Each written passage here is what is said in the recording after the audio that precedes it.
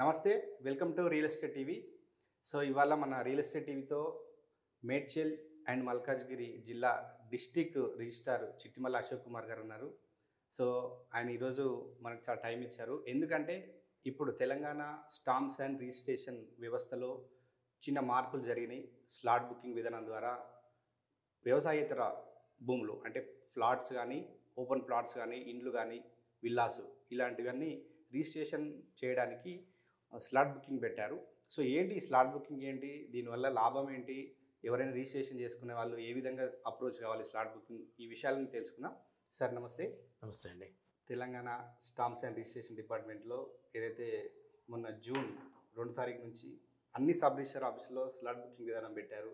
వ్యవసాయేతర భూములకు సంబంధించిన రిజిస్ట్రేషన్ విషయంలో అసలు ఏంటి ఈ స్లాట్ బుకింగ్ విధానం ఏంటి, దీని గురించి ఒకసారి ప్రేక్షకులకి. ఈ స్లాట్ బుకింగ్ విధానాన్ని ప్రవేశపెట్టింది గతంలో కూడా పెట్టారు, కానీ స్లాట్లో రావచ్చు, మామూలుగా కూడా రావచ్చు అనేసరికి దాన్ని ఎక్కువ ఉపయోగం లేకుండా ఉండే.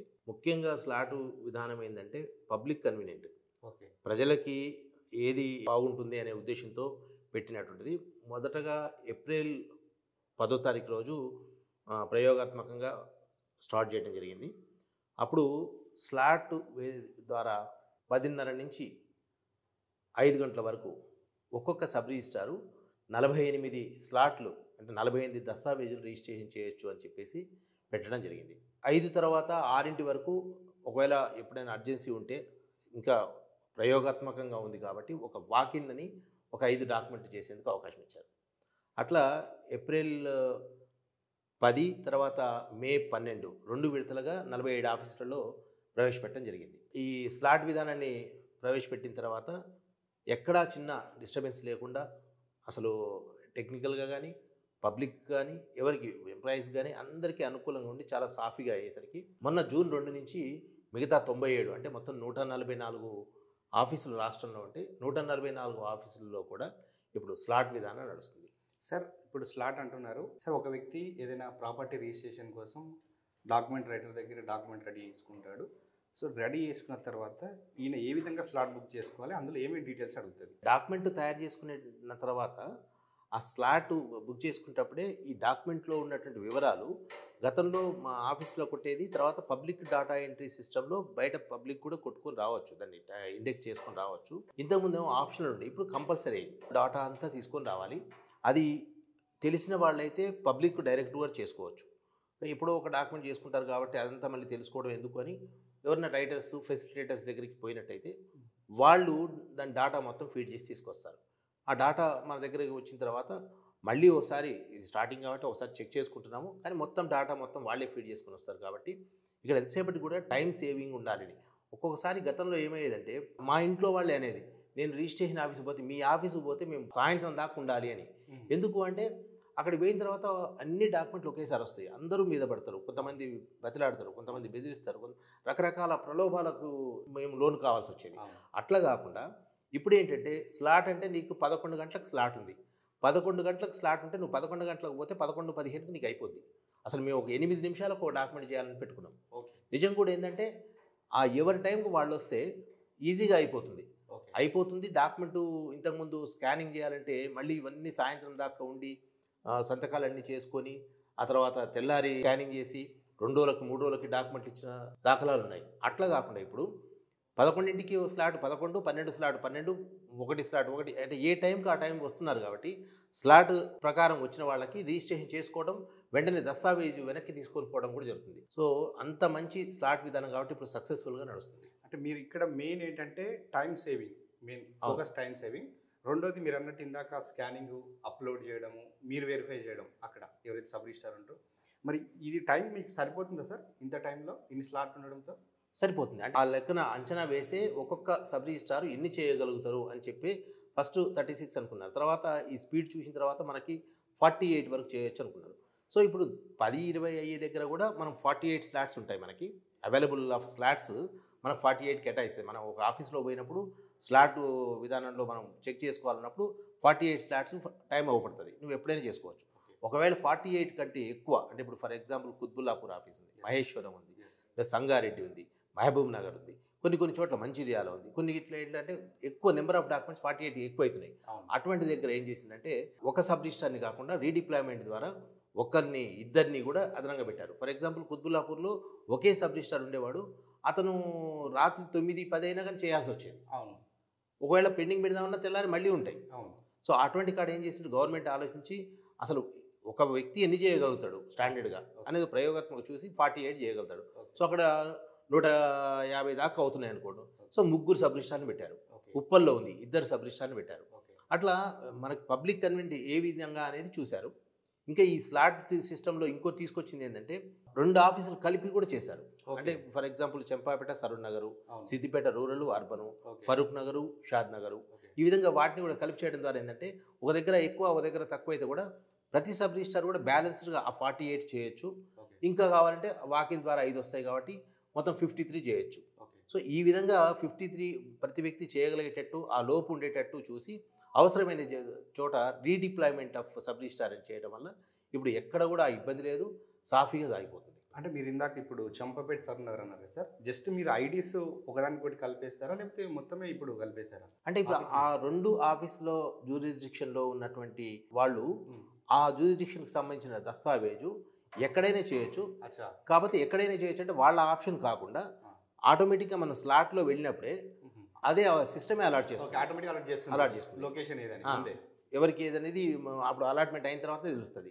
ఇది చంపాపేట దగ్గర చంపాపేట కావచ్చు, లేదా సరూర్ నగర్ పోవచ్చు, సరూర్ నగర్ కూడా చంపాపేట పోవచ్చు, సరూర్ నగర్ రావచ్చు. సరే ఒకవేళ 11 గంటలకు రిజిస్ట్రేషన్ కావాల్సిన స్లాటు ఆ టైంకి ఒక సాక్షి రాకపోవడము, లేదంటే అమ్మీర్ అయినను టైం రాకపోవడము, ఏదో డిలేట్ కావడం ట్రాఫిక్ జామ్ వల్ల కానీ ఇతర కారణం వల్ల, అప్పుడు ఏం చేస్తారు సార్ ఆ స్లాట్ని? అసలు యాక్చువల్లీ అట్లా రాకపోవడం అనేది జరగదు. ఎందుకంటే ఇప్పుడు మీ టైం వేస్ట్ కాకుండా, ప్రజల టైం వేస్ట్ కాకుండానే ఈ స్లాట్ సిస్టమ్ కాబట్టి అన్నీ చూసుకోవాలి.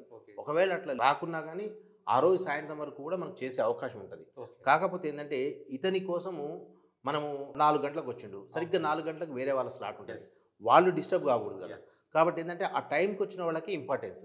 ఆ టైం అయిన తర్వాత మళ్ళీ నీకు టైం ఉంటుంది కాబట్టి నువ్వు తర్వాత ఒకవేళ వస్తే కూడా నీ టైంలో రానప్పుడు తర్వాత మనకి టైం ఉన్నప్పుడు ఆ విధంగా చేస్తున్న అవకాశం ఉంది. దాదాపు ఏంటంటే అది డిస్కరేజ్ చేయాలని, ఎవరైనా ఆ టైంకి రావాలి వెళ్ళిపోవాలని. ఎక్కడో రేర్గా 1-2 అట్లయితే ఈవినింగ్ వరకు చేసి పంపిస్తున్నాం, ఎటువంటి ప్రాబ్లం లేదు. సరే ఇంకొకటి అదే మనం మీరు ఇందాక వాకిన్స్ కూడా అన్నారు. సరే ఏంటి ఈ వాకిన్ స్లాట్స్ ఏంటి, ఇది ఎవరికి యూజ్ అవుతుంది? ఇప్పుడు ఎట్లా అంటే స్లాట్ బుక్ చేసుకోలేక అర్జెన్సీ ఉండి కానీ, లేకపోతేనేమో కనీసం కొన్ని టెక్నికల్గా ఏమైనా చిన్న ప్రాబ్లం వచ్చినా కానీ అసలు ఆ దస్తావేజ్ రిజిస్ట్రేషన్ చేయకూడదని కాకుండా, ఇంకా స్లాట్ సిస్టానికి అలవాటు పడేదాకా కొంచెం వెసులుబాటు ఉండాలనే ఉద్దేశంతో ఒక 5 దస్తావేజులు వాకిన్ చేసుకోవచ్చు. ఒక్కొక్క ఆఫీస్లో ఒక సబ్ రిజిస్ట్రార్ 5 దస్తావేజుల వరకు చేయొచ్చు అని. అది కూడా మళ్ళీ వాకిన్ ఉంది కదా అని ఎప్పుడు పడితే అప్పుడు రాకుండా ఈ 10:30 to 5 అయిపోయిన తర్వాత అప్పుడు 5 to 6 మాత్రమే. ఇప్పుడు అది 5 to 6 కూడా 5:30 వరకే చెప్పినాం. సో ఆ టైంలో మాత్రమే వాకిన్ రావాలని చెప్పేసి పెట్టాం. సార్ ఇంకా కొందరు ఏంటంటే బిల్డర్స్ అపార్ట్మెంట్స్ లేదా ఓపెన్ ప్లాట్స్ వెంచర్స్ ఏంటంటే ఒకటిసారి బల్క్ 50-60 స్లాట్ బుక్ చేస్తుంటారు. మరి వాళ్ళు 60 వస్తారు, మరి మిగతా రన్నింగ్ రెగ్యులర్ చేసుకునే వాళ్ళు ఉంటారు.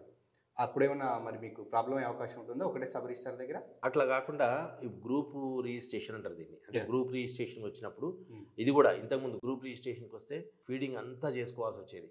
ఈవెన్ పబ్లిక్ అయినా ఫీడింగ్ చేసుకోవాలి, మన ఆఫీస్లో అయినా ఫీడింగ్ చేసుకోవాలి మొత్తం. ఇప్పుడు ఈ స్లాట్ సిస్టమ్ వచ్చిన తర్వాత ఒకటి ఏం పెట్టామంటే ఈ స్లాట్ కూడా ఒక 4 ఒక స్లాట్. అంటే ఇప్పుడు 11:32కి ఉంది. ఓకే, నువ్వు గ్రూప్లో చేసుకున్నారనుకో 4, నీకు నెక్స్ట్ స్లాట్ వేరే వాళ్ళ బుక్ కాకుండా ఉంటుంది. అంటే చేసుకోవచ్చు. లేకపోతే నీకు ఎక్కడ ఖాళీ ఉంటే అక్కడ చేసుకుంటూ పోవచ్చు గ్రూపు. సో ఇవి మీరు అన్నట్టు ఒక 2, 3 లేకపోతే 10, 40 అయినాయి అనుకో. 40 అయితే ఒకే సబ్ రిజిస్టార్కి అవుతాయి. అయిన తర్వాత దాదాపుగా ఈ 40, 50, 70 కూడా అయితే కూడా అటువంటి ఆఫీసులు ఏంటంటే హెవీ ఆఫీసులనే అవుతున్నాయి. సో హెవీ ఆఫీసులు దాదాపు 20 ఆఫీసులు 20 రోజు 30, 10 అయ్యే దగ్గర ఇవి కావు. హెవీ ఆఫీసులో 10, 20 ఉన్నాయి. అటువంటి దగ్గర అన్నింటిలో కూడా రీడిప్లాయ్మెంట్ కింద ఎక్స్ట్రా సబ్ రిజిస్టార్ ఉన్నారు కాబట్టి ఒక సబ్ రిజిస్టార్ ఇప్పుడు ఫర్ ఎగ్జాంపుల్ ఉప్పల్ ఉంది లేదా కుత్బుల్లాపూర్ ఉంది, ఒక 40, 50 అయినాయి. ఒక సబ్ రిజిస్టార్ మొత్తం అవి చేసుకుంటూ ఉంటారు. మిగతా 2 సబ్ రిజిస్టార్ ఉంటారు కాబట్టి మళ్ళీ వాళ్ళు అది అలాట్ మిగతా రిమైనింగ్ రోజు వారీగా వచ్చే దస్తావేజ్ని అలాట్మెంట్ చేసుకుంటారు. గ్రూప్ రిజిస్ట్రేషన్ అన్నారు కదా, గ్రూప్ రిజిస్ట్రేషన్ వలన ఏదైతే లాభం ఉందంటున్నామో అంటే ఆఫీస్లో ఫీడ్ చేసేటప్పుడు ఏ విధంగా సులభంగా ఒకసారి ఫీడ్ చేస్తే మొత్తం వివరాలు ఫెచ్ అవుతాయో అదేవిధంగా బిల్డర్స్కి కూడా ఒక మాడ్యూల్ ఇచ్చాం. ఆ బిల్డర్స్ మాడ్యూల్లో ఏదైతే బిల్డర్స్ రిజిస్టర్ చేసుకుంటారో ఓకే వాళ్ళ వెంచర్కి సంబంధించిన ఒక బిల్డింగ్ కావచ్చు, ప్లాటింగ్ కావచ్చు, వాళ్ళ వెంచర్కి సంబంధించిన డీటెయిల్స్ ఒకసారి ఫీడ్ చేస్తే ప్రతిసారి ఫీడ్ చేయకుండా వాళ్ళు ఒకసారి 10 డాక్యుమెంట్లో 20 డాక్యుమెంట్ 30 డాక్యుమెంట్ ఎప్పుడైనా పోనీయండి, ఓకే ఒక చిన్న క్లిక్తోని మొత్తం ఫెచ్ అయిపోతాయి. జస్ట్ నేమ్ వెండి నేమ్ చేంజ్ చేసుకుని చేసుకోవచ్చు. సో అందరినీ అందుకోసం నాకు బిల్డర్స్ని కోరేది అంటే మీకోసం అంటూ మీ అనుకూలంగా మీరు కూడా అన్ని డాక్యుమెంట్ ప్రతిదీ ఫీడ్ చేసే అవసరం లేకుండా ఏదైతే బిల్డర్స్ మాడ్యూల్ ఇచ్చారో ఆ బిల్డర్స్ మాడ్యూల్లో బిల్డర్స్ అందరినీ కూడా రిజిస్టర్ చేసుకోమని కోరుతున్నాను. అది దానివల్ల మీకు చాలా పని తగ్గుతుంది, సులభం అవుతుంది. ఆఫీస్లోకి వస్తే కూడా వెంటనే పని అయ్యేందుకు అవకాశం ఉంటుంది. కాబట్టి బిల్డర్స్ అందరినీ కోరేది ఏంటంటే ఆ మాడ్యూల్లో మీ బిల్డర్స్ మీ వెంచర్స్ ఏమి ఉన్నాయో అవన్నీ కూడా రిజిస్టర్ చేసుకోవాల్సిందిగా కోరుతున్నాను. సో మీరు రీడిప్లాయ్మెంట్ కింద ఒక సబ్ రిజిస్టర్ని అయితే మీరు ఎంగేజ్ చేయొచ్చు. మరి ఇక్కడ కార్డ్ సిస్టంలో స్కానింగ్ కంప్యూటర్స్ ఈ వ్యవస్థ మరి ఈ ఎంప్లాయీస్ ఉన్నారు సార్? ఆ ఎంప్లాయీస్ని ఏం పెంచలేదు. కాకపోతే ఏంటంటే ఒకటి ఇక్కడ స్క్రూటినీ ఆఫ్ ది డాక్యుమెంట్ అనేది సబ్ రిజిస్ట్రార్ చూస్తారు కాబట్టి ఒక్కడే అన్ని చూడటం కష్టమైంది కాబట్టి రీడిప్లాయ్మెంట్ ద్వారా ఎక్కువ పెట్టారు. మీరు అన్నట్టు ఈ డాటా ఎంట్రీ అనేది ఇప్పుడు ఇంతకుముందు మేము చేసేవాడు, ఇప్పుడు పబ్లిక్ డాటా ఎంట్రీ సిస్టంలో వస్తుంది కాబట్టి దాదాపు ఒక క్లిక్తో మొత్తం వచ్చేస్తుంది. ఓకే మీకు వర్క్ తగ్గింది, అసలు వర్క్ కూడా ఎంప్లాయీస్కి వర్క్ అంత ఉండదు. సో స్కానింగ్ కూడా ఇప్పుడు ఒక వితిన్ 1 మంత్లో కొత్త సిస్టమ్స్, కొత్త ఎక్విప్మెంట్, డివైస్లు అన్నీ ఇస్తున్నారు. సో స్పీడ్ కూడా పెంచుతున్నారు. ర్యామ్ ఇంతకుముందు ఉన్నదానికి చాలా పెంచుతున్నారు, అడ్వాన్స్డ్ సిస్టమ్ తెస్తున్నారు.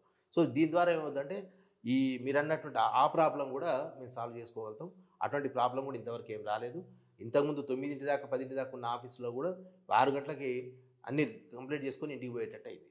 ఓకే సార్, ఇంకొక విషయం అంటే ఒక వారం రోజులుగా వినపడుతుంది స్లాట్ బుకింగ్ వచ్చిన తర్వాత వెయిటింగ్ చేయాల్సి వస్తుంది, కంప్యూటర్స్ పనిచేయక సిబ్బంది లేక అంటారు. ఇంకో సబ్ రిజిస్ట్రార్లనేమో దీనివల్లనే మాకు టైం డిలే అయిందని కొందరు అంటున్నారు. దీంట్లో అసలు ఏంటి వాస్తవం ఏంటి? నిజంగా డిలే జరుగుతుందా సబ్ రిజిస్ట్రార్ ఆఫీసులలో? చాలా సబ్ రిజిస్ట్రార్ ఆఫీసులో నేను ఫ్లాట్ సిస్టమ్ 3 విడతలుగా అయినప్పుడు కూడా పర్సనల్గా ప్రతి సబ్ రిజిస్ట్రార్ ఆఫీస్కి వెళ్ళి నేను చూసిన తర్వాత మనం ఏమీ వాళ్ళని ప్రలోభ పెట్టడం కాదు, మామూలుగా ర్యాండమ్గా ఎవరినో ఒకరు పిలిచి దస్తావేజ్ ఇచ్చి మీకు ఏ విధంగా అనిపించింది అని అడిగితే నిజంగా చెప్తున్నా పబ్లిక్ చాలా హ్యాపీగా ఉన్నారు. ఎవ్వరు కూడా అటువంటిది మాకు ఇది సిస్టమ్ బాగలేదు అనలేదు. ఈవెన్ మేము ఫీడ్బ్యాక్ కోసం పోస్ట్ కార్డ్స్ ఇచ్చి పోస్ట్ కార్డ్స్లో కమిషనర్ గారి అడ్రస్కి పోస్ట్ చేయండి అని వాళ్ళందరికీ ఫ్రీగా ఇచ్చినాం. ఫ్రీ హ్యాండ్ ఇస్తే వాళ్ళందరూ రాసిండ్రు. దాదాపు మొన్న ఒక 300 పోస్ట్ కార్డ్స్ ఫస్ట్ విడతగా వచ్చినప్పుడు ఈవెన్ సాక్షాత్ మంత్రి గారు కూడా చూశారు. చూస్తే అందులో ఒక 20 మంది మాత్రం కొద్దిగా నెగిటివ్ రాశారు తప్ప 280 మంది దాదాపు పాజిటివ్గా రాశారు. ఇక్కడ మీరు అన్నది ఎందుకు వచ్చింది అంటే ఇది ఒక యాంటిసిపేట్ చేయాలి. వాళ్ళంతా ఊహించుకున్నారు డాక్యుమెంట్ రైటర్లు ఏంటంటే మాదేదో పోతుందేమో, మా పవర్ పోతుందేమో, మేము పనికిరామేమో, మా ఉపాధి పోతుందేమో అని ఒక ఊహ అంతే. కానీ వాళ్ళకి ఎక్కడ కూడా నీకు ఈ స్లాట్ సిస్టమ్ ద్వారా వాళ్ళది పోతుందనేది నీకేం లేదు. పబ్లిక్ చేసుకుంటే చేసుకుంటారు, పబ్లిక్ ఎవరో ఎప్పుడో ఒక దస్తావేజ్ కాబట్టి దాదాపు ఫెసిలిటేటర్ వాళ్ళని కూడా తీసుకుంటారు. సో కాబట్టి వాళ్ళు ఏదో ఊహించుకొని ఇది అనుకున్నారు, వ్యవస్థ ఖరాబ్ అవుతుందని చెప్పేసి వాళ్ళు చేసిన తప్ప పబ్లిక్ ఎక్కడ ఇబ్బంది పడలేదు, పబ్లిక్ ఎక్కడ కూడా ఇది నెగిటివ్ అవుతుందని చెప్పలేదు. ఇక వెయిటింగ్ అన్నారు, వెయిటింగ్ కూడా 1 or 2 ఆఫీస్లో ఏదో ఒక చిన్న టెక్నికల్ ప్రాబ్లం వల్ల 1 day అట్లా అయిందేమో తప్ప ఎక్కడ వెయిటింగ్ లేదు. ఇప్పుడు మీరు కంపేర్ చేసుకుంటే కూడా దాదాపు ఈ స్లాట్ సిస్టమ్ స్టార్ట్ అయిన తర్వాత ఏప్రిల్ 10 నుంచి ఇప్పటికీ 56,000 దస్తావేజులు అయినాయి. ఇంకా మీరు ఇదే పీరియడ్ లాస్ట్ క్యాలెండర్ ఇయర్లో ఇప్పుడు కంపేర్ చేస్తే దాదాపు 2,000 నుంచి 3,000 దస్తావేజులు ఎక్కువైనాయి. అంటే మీరేమో ఎక్కువైంది అంటారు, బయట రియల్ ఎస్టేట్ మార్కెట్ స్లోగా ఉందని బయట ప్రచారం జరుగుతుంది. మరి దానికి అసలు పొంతనుందా సార్? మరి అంటే రియల్ ఎస్టేట్ మార్కెట్కి స్లాట్ సిస్టమ్కి సంబంధం లేదు. అంటే నేను ఆ స్లాటు కారణంగా రియల్ ఎస్టేట్ డౌన్ కావడం కాదు. స్లాట్ ద్వారా ఇంకా స్పీడప్ అయింది తప్ప వర్క్ ఎక్కడ డౌన్ కాలేదు. ఇంకా రియల్ ఎస్టేట్ అనేది it is economic cycle. Rate of inflation ప్రకారం ప్రతి వస్తువు రేటు పెరగాలి, అదేవిధంగా భూమి రేటు కూడా పెరగాలి. కానీ ఇప్పుడు కొన్నిసార్లు ఏమవుతుందంటే సైకిల్లో ఒకసారి అప్ అండ్ డౌన్ కంపల్సరీ ఉంటుంది. దానిలో భాగంగా ఏ టైంలో చూసినా ఈ టైం ఏ టైంలోనే డౌన్కి వచ్చి అప్ అవుతుంది. కొంచెము డౌన్ అయిందన్న టాక్ ఉంది, కానీ నెంబర్ ఆఫ్ డాక్యుమెంట్స్ చూస్తే మాత్రం అసలు ఏమాత్రం తగ్గలేదు. ఇప్పుడు డాక్యుమెంట్స్ పెరిగినాయి, ట్రాన్సాక్షన్స్ అయితే అంతే ఉన్నాయి, తగ్గలేదు. ఒకవేళ తగ్గినట్టు అనిపించిన రియల్ ఎస్టేట్ బయట పబ్లిక్లో టాకు మళ్ళీ అది కంపల్సరీ పెరుగుతుంది. భూమి సప్లై ఏమి పెరగదు, అది ఉంటుంది. పబ్లిక్ అయితే పెరుగుతూనే ఉంటారు. సో రియల్ ఎస్టేట్ అనేది ఎప్పుడు తగ్గేదని ఉండదు. ఒక పీరియడ్ ఆఫ్ టైం స్టాగ్నేట్ అవుతుందేమో కానీ మొత్తం తగ్గిపోవడం అనేది, రియల్ ఎస్టేట్ పోవడం అనేది ఇవన్నీ కాదు. కాకపోతే ఏంటంటే అట్ ప్రజెంట్ మాత్రం నెంబర్ ఆఫ్ డాక్యుమెంట్స్ మాత్రం మేము కంపేర్ చేసుకుంటే ఏం తగ్గలేదు. రైట్. మన రెవెన్యూ మినిస్టర్ పొంగులేటి శ్రీనివాస్ రెడ్డి గారు కూడా మొన్న ఏం చెప్పారంటే ఈ స్లాట్ బుకింగ్ తర్వాత ఈ వ్యవస్థలను కొంచెం ఏదైతే డబుల్ రిజిస్ట్రేషన్ జరుగుతున్న కొన్ని ఏరియాల్లో దాన్ని కూడా చెక్ పెట్టే విధంగా కొత్త సిస్టమ్ని తీసుకొస్తామని చెప్పారు. అంటే ఉదాహరణకు ఒక వెంచర్, ఒక కంపెనీ చేసిన వెంచర్లో 100 ప్లాట్లు ఉన్నాయి. అందులో ఒక 50 ప్లాట్స్ సేల్ అవుట్ అయినాయి. అంటే ఈ సేల్ అవుట్ని మన లాక్ చేస్తారు. మిగతా 50 ప్లాట్స్ ఓపెన్, అంటే అవి గ్రీన్ కలర్లో ఉంటాయి, మిగతాయి రెడ్ కలర్లో. ఈ విధంగా సిస్టమ్ వచ్చే అవకాశం ఉందని మంత్రి గారు కూడా చెప్పారు. ఈ వ్యవస్థ ఎట్లా ఉండబోతుంది సార్? డబుల్ రిజిస్ట్రేషన్కి చెక్ పడే విధంగా ఉంటుంది అది? అదే ఇప్పుడంటే ఎంతసేపటికి మంత్రి గారు కానీ ప్రభుత్వం కానీ ఆలోచించేది ప్రజలకి ఏ విధంగా మేలు చేస్తాం, ప్రజలకు ఏ విధంగా సౌకర్యంగా ఉంటుంది, ఇది ఒక్కటే లక్ష్యంగా పెట్టుకొని ఇప్పుడు ఆ విధంగా ఇప్పుడు ఆర్టిఫిషియల్ ఇంటెలిజెన్స్ కూడా వాడుకొని కూడా చేసుకోవచ్చని. సో ఈ డబుల్ రిజిస్ట్రేషన్ చెక్ పెట్టడం ద్వారా ప్రజలకు కొద్దిగా భరోసా ఇవ్వాలని, ఇంకా చెప్పాలంటే ఈ ప్రొహిబిటెడ్ ప్రాపర్టీస్ కూడా ఆటోలోకి సిస్టమ్ పెట్టాలని, అంటే వన్ బై వన్ సిస్టమ్ని మనకున్న టెక్నాలజీ వాడుకుంటూ సిస్టమేటైజ్ చేసుకుంటూ ఈ ప్రజలకి ఇంకా మన రిజిస్ట్రేషన్ డిపార్ట్మెంట్ మీద కానీ ప్రభుత్వం మీద కానీ భరోసా ఉండేందుకోసం ఎటువంటి ప్రయత్నాలు చేయొచ్చు అన్ని ప్రయత్నాలు కూడా మన టెక్నాలజీ వాడుకొని చేసేందుకు ప్రభుత్వం సిద్ధంగా ఉంది. మేమందరం కూడా ప్రభుత్వానికి సహకరించే సిద్ధంగా ఉన్నాం. కాబట్టి రాబోయే రోజుల్లో రిజిస్ట్రేషన్ డిపార్ట్మెంట్లో ఇంకా మంచి పరిణామాలు, ప్రజలకి అనుకూలమైనటువంటి వాతావరణం నెలకొంటుందని ఖచ్చితంగా నేను చెప్పగలను. సార్ ఫైనల్గా చాలామంది అంటే మీరు అన్నట్టు ఇందాక ల్యాండ్ రేట్ మార్క్ పెరుగుతుంది, మార్కెట్ అప్ అండ్ డౌన్ అవుతుంది అన్నారు. మరి కార్డ్ వాల్యూ కూడా పెంచుతామని ప్రభుత్వం గత 6 నెలల నుంచి చెప్తుంది. మరి ఈ రేట్స్ ఎప్పుడు పెరిగే అవకాశం ఉంది కార్డ్ వాల్యూ? అది ఇంకా ప్రభుత్వం ఏమి నిర్ణయం తీసుకోలేదండి. ప్రభుత్వం నిర్ణయం తీసుకుంటే కార్డ్ వాల్యూ ఎప్పటి నుంచి పెరుగుతుందో చెప్పగలుగుతాము. కాకపోతే ఏంటంటే 2013లో మార్కెట్ వాల్యూ రివిజన్ అయిన తర్వాత ఆ తర్వాత రివిజన్ చేయకుండా పెట్టారు. అసలు అంతకుముందు ఏంటంటే పీరియాడికల్ రివిజన్, అంటే ప్రతి ఆగస్టులోను అగ్రికల్చరు, ప్రతి ఫిబ్రవరిలో నాన్ అగ్రికల్చరు, లేకపోతే 2 సార్లు అర్బన్ ఏరియాస్లో, ఒకసారి రూరల్ ఏరియాస్లో, ఈ విధంగా పీరియాడికల్గా మార్కెట్ వాల్యూ రివిజన్ పెట్టాలని అనుకున్నారు. కానీ 13 నుంచి దాదాపు 9 ఏళ్ళు అసలు రివిజనే చేయకుండా 2021లో 22 2 సార్లు చేశారు. 2 సార్లు రివిజన్ చేయడం తర్వాత మళ్ళీ మార్కెట్ వాల్యూ రివిజన్ చేయాలని ప్రభుత్వం నిర్ణయించుకుంటే మాత్రం చేయొచ్చు. ఉద్దేశం ఏంటంటే బయట మార్కెట్ వాల్యూ, ప్రివేలింగ్ మార్కెట్ వాల్యూలో కనీసం 60 to 70% అన్న మన మార్కెట్ వాల్యూ ఉండాలి. అంటే ఆ అంతరం ఎక్కువ ఉంటే కూడా తర్వాత వేరే వాటికి ఛాన్స్ ఇచ్చినట్టు అవుతుంది. కాబట్టి ప్రివేలింగ్ రేటు, మా బేసిక్ రిజిస్టర్ గైడ్లైన్స్లో ఉన్న రేటు సేమ్ ఉండేందుకు ఎప్పటికప్పుడు మేము చేస్తున్నాం. సో ఇప్పుడు మరి మార్కెట్ వాల్యూ పెంచొద్దా అనేది ప్రభుత్వం తీసుకోవాల్సిన నిర్ణయం. ప్రభుత్వం నిర్ణయం తీసుకుంటే వాటిని మేము ప్రపోజల్స్ తయారు చేయడం అనేది రోజుల్లో అయిపోతుంది. అంటే చాలామంది రేట్స్ పెంచుతామని ఊహగాలు రావగానే చాలామంది ఏంటంటే రేట్స్ పెంచినా ఓకే, కానీ ఏదైతే రిజిస్ట్రేషన్ ఛార్జెస్ ఉందో అది తగ్గిస్తే బాగుండు అనేది ప్రజల నుంచి వస్తుంది. మరి దాని మీద ఏమన్నా మీ దగ్గర నుంచి ఫీడ్బ్యాక్ తీసుకోవడం కానీ గవర్నమెంట్ ఏమైనా చేస్తుందా? అది ఉద్యోగస్తుల నుంచి తీసుకునే ఫీడ్బ్యాక్ కాదండి, అది ప్రభుత్వం నిర్ణయం తీసుకోవాలి. కాకపోతే గతంలో 6 ఉన్నదాన్ని 7.5% చేసిండ్రు, గత ప్రభుత్వం చేసింది. ఇప్పుడు మరి అది తగ్గిస్తారా అలాగే ఉంటుందా అనేది అది గవర్నమెంట్ తీసుకునే డిసిషన్, మాకు సంబంధం ఉండదు. ఎల్ఆర్ఎస్ విషయానికి వస్తే, ఎల్ఆర్ఎస్ అంటే ఒక్కసారి కూడా వెంచర్లో రిజిస్ట్రేషన్ కానీ అన్అప్రూవ్డ్ లేఅవుట్స్లో ఈ ఏదైతే ఎల్ఆర్ఎస్ ఫీజు కట్టి మీకు ఏదైతే ఎల్ఆర్ఎస్ మాడ్యూల్ ఇచ్చారో స్టాంప్స్ అండ్ రిజిస్ట్రేషన్ వెబ్సైట్లో, అది ఇంకా కొనసాగుతుందా? ఏదైనా కట్ ఆఫ్ డేట్ పెట్టారా? ఏంటి దాని స్టేటస్ ఏంటి సార్? వెంచర్ అన్అప్రూవ్డ్ లేఅవుట్లో ఒక్కసారి కూడా రిజిస్టర్ కాకుండా ఉన్న వాటికి అవకాశం లేదు. అప్పుడు లేదు, ఇప్పుడు లేదు. 10% కనీసం అయిన వాటికే మనం అవకాశం ఇస్తున్నాం. వాటికి అయితే 25% రిబేట్ అనేది టైం పెట్టారు తప్ప ఎల్ఆర్ఎస్ అనేది అది ఎప్పటికీ కంటిన్యూ ఉంటుంది. అంటే ఏవైతే వెంచర్స్ అనాథరైజ్డ్ 2020 డిసెంబర్ కన్నా ముందు అయి ఉన్నాయో వాటిల్లో 10% ఆల్రెడీ అమ్మబడి ఉన్నాయో, రిజిస్ట్రేషన్ అయ్యి ఉన్నాయో, అటువంటి వెంచర్స్లో ఎల్ఆర్ఎస్ కట్టుకొని చేసుకోవడానికి టైం బాండ్ అయితే ఇంతవరకు పెట్టలేదు. టైం బాండ్ ఏంటంటే 25% రిబేట్కి తప్ప ఎల్ఆర్ఎస్ కట్టుకొని ఇప్పటికీ రిజిస్ట్రేషన్ చేసుకునేందుకు అవకాశం ఉంది. సో చూసారు కదా, సో ఏదైతే స్టాంప్స్ అండ్ రిజిస్ట్రేషన్ డిపార్ట్మెంట్ వ్యవస్థలో ఒకటొకటిగా డెవలప్మెంట్స్ జరుగుతున్నాయి. ఇప్పుడైతే స్లాట్ బుకింగ్ విధానం ద్వారా 100% అంటే ఎలాంటి డిస్టర్బెన్స్ లేకుండా అన్ని సబ్ రిజిస్టర్ ఆఫీసులో తెలంగాణ వ్యాప్తంగా స్లాట్ బుకింగ్ ద్వారా రిజిస్ట్రేషన్ చేస్తున్నాం. టైం సేవింగ్ అవుతుంది. యాక్యురేట్గా ఏదైతే టైంకి వస్తారో ఆ టైంలో కూడా రిజిస్ట్రేషన్ చేయడానికి ఇది మంచి అవకాశం అని మనతోటి డిస్ట్రిక్ట్ రిజిస్ట్రార్ గారు చెప్తున్నారు. సో ఫ్యూచర్లో కూడా స్టాంప్స్ అండ్ రెవెన్యూ డిపార్ట్మెంట్లో ఏమేమి అప్డేట్స్ వచ్చినా కూడా మీ ముందుకు తీసుకోవడానికి రియల్ ఎస్టేట్ టీవీ సిద్ధంగా ఉంది. సార్ ఈరోజు మన స్లాట్ బుకింగ్ సంబంధించిన డీటెయిల్స్ అందించినందుకు ధన్యవాదాలు. Thank you. సో చూసారు కదా, ఇది వాళ్ళ రియల్ ఎస్టేట్ టీవీలో స్టాంప్స్ అండ్ రిజిస్ట్రేషన్ డిపార్ట్మెంట్లో స్లాట్ బుకింగ్ విధానం సంబంధించిన డీటెయిల్స్. సో మరిన్ని డీటెయిల్స్తో మళ్ళీ మీ ముందుకు వస్తాం. చూసారు కదా, ఇలాంటి రియల్ ఎస్టేట్కి సంబంధించి మరిన్ని వివరాల కోసం మా రియల్ ఎస్టేట్ టీవీని సబ్స్క్రైబ్ చేయండి.